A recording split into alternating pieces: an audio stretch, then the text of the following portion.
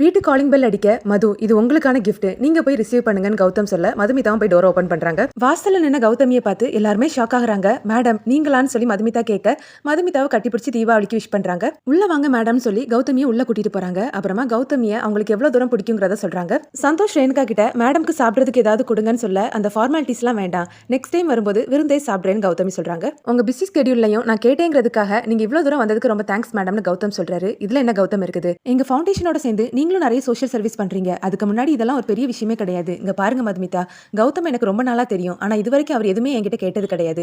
முதல் முறையா அவர் இதை கேட்டிருக்காருன்னா உங்க மேல அவர் எவ்வளவு பாசம் வச்சிருக்காருங்கிறத எனக்கு நல்லாவே புரியுதுன்னு சொல்றாங்க. கௌதமி எல்லாரும் கூட சேர்ந்து செல்ஃபி எடுத்துட்டு அங்க இருந்து கிளம்புறாங்க. அப்புறமா மதுமிதா கிரண் கிட்ட என்ன கௌதம் இன்சல்ட் பண்ணலான்னு பாக்குறியான்னு கேட்க, இல்ல மது இதெல்லாம் சும்மா ஒரு ஃபன் தான் கிரண் சொல்றாரு. ஃபன்னா?